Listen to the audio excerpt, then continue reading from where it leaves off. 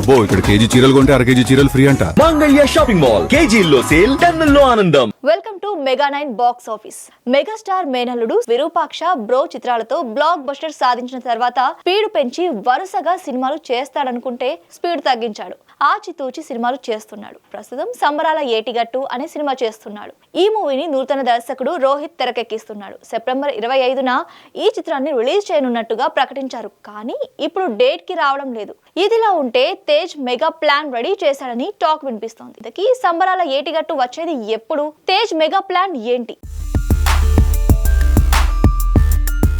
సంబరాల ఏటిగట్టు ఈ సినిమా దాదాపు 100 కోట్లకు పైగా భారీ బడ్జెట్ తో నిర్మిస్తున్నారు. హనుమాన్ చిత్ర నిర్మాతలు ఈ సినిమాని ప్రతిష్టాత్మకంగా తీసుకుని క్వాలిటీ విషయంలో ఎక్కడా కూడా కాంప్రమైజ్ కావడం లేదు. ఆ మధ్య గ్లోబల్ స్టార్ రామ్ చరణ్ ఈ మూవీ నుంచి గ్లిమ్స్ రిలీజ్ చేశారు. దీనికి ట్రెమెండస్ రెస్పాన్స్ వచ్చింది. దీంతో ఈ మూవీపై మరింత క్రేజ్ పెరిగింది. సెప్టెంబర్ 25న ఈ సినిమాని రిలీజ్ చేయాలనుకున్నారు. కానీ అదే డేట్ కి బాలయ్య అఖండ 2, పవన్ కళ్యాణ్ ఓజీ సినిమాలు ప్లాన్ చేస్తుండడంతో పోస్ట్ పోన్ అయిపోయింది. మరి సంబరాల ఏటిగట్టు ఎప్పుడు వస్తుందో త్వరలోనే ప్రకటిస్తారని తెలిసింది.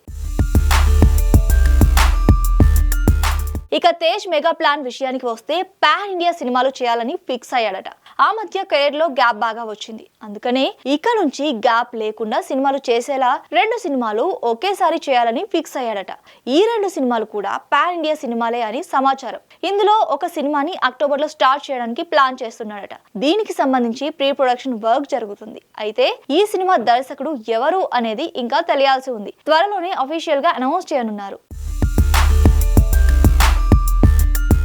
తేజ్ చేసే 2వ సినిమా కూడా పాన్ ఇండియా మూవీనే. ఈ సినిమాకి సంబంధించిన ప్రీ ప్రొడక్షన్ వర్క్ కూడా జరుగుతుందని, ఈ మూవీని జనవరిలో పట్టాలెక్కిస్తున్నారని సమాచారం. సంబరాల ఏటిగట్టు సినిమా రిలీజ్ అయిన తర్వాత నుంచి మరింత స్పీడ్ పెంచుతాడట. ఈ 2 సినిమాలే కాకుండా 3వ సినిమాకి సంబంధించిన కథా చర్చలు కూడా జరుగుతున్నాయట. దీన్ని బట్టి తేజ్ దూకుడు పెంచాలని డిసైడ్ అన్నట్టు తెలుస్తోంది. ఈ లెక్కన తేజ్ సంవత్సరానికి 2 సినిమాలు రిలీజ్ చేస్తాడేమో చూడాలి.